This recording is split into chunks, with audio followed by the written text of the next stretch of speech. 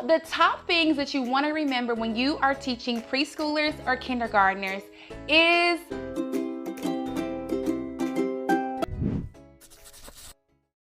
so during this first month of school, you want to focus on taking mental notes or literally jotting down notes, the things that the children are interested in.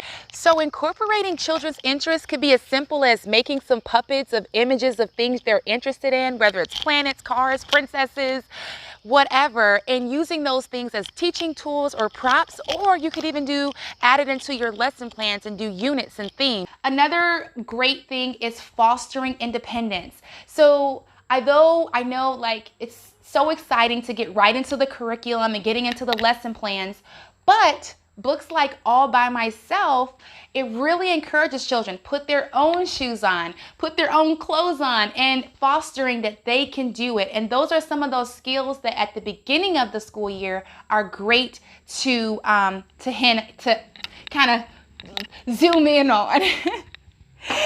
And then also you want to go over your class or your home expectations or rules. So starting off the year with an I can attitude. I can watch with my eyes, listen with my ears. I can clean up. I can have helpful hands, and going over what that means. And you could even make it into a class helper or a home helper job where children can then begin saying it themselves as they become more confident with it. And so books like It's Mine, especially if you include sharing and taking turns, or The Bear Who Shared. And if you are a Christian teacher or parent, do not miss the opportunity to add in scripture like I can do all things through Christ who strengthens me.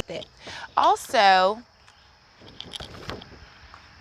having books around that foster the I can attitude, like The Little Bird Who Wanted to Fly. Oftentimes it's easier for preschool and kindergartners to say, I don't want to do this, or I can't do this, I can't clean up.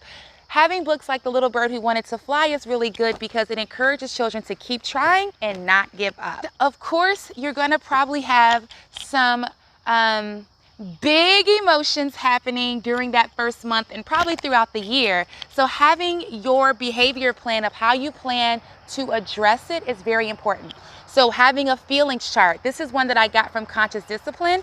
And then having images of how children can choose how they want to calm down. Do they want to squeeze a ball? Do they want to listen to music? So teaching children how to calm their bodies is very important. So even when you go into teaching children about what to do when they miss their parents, especially if they're separating, how do we handle that emotion of sadness? You might want to have like a family photo. So if you're a teacher, having a family tree in your classroom, or just a family area or a family photo album of all the children in your class, and they can look at it at any time. Another book recommendation for separating is The Kissing Hand. So if you have children that are separating from their parent, I highly recommend The Kissing Hand.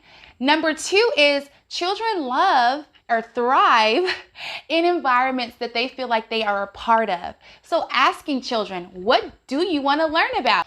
And a bonus tip.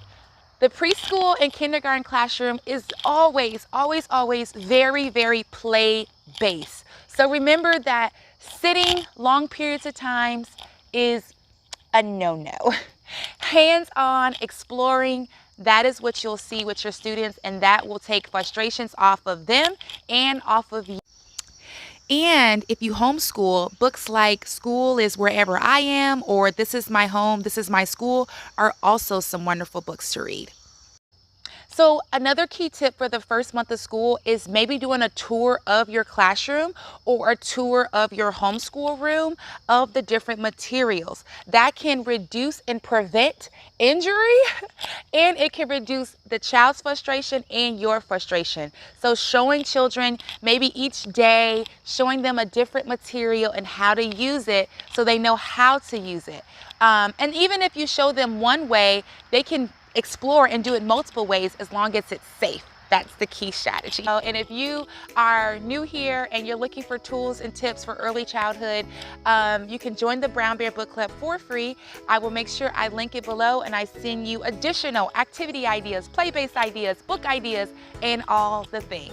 So let me know in the comments below, what tip did you hear today that you plan to use in your home or your school classroom?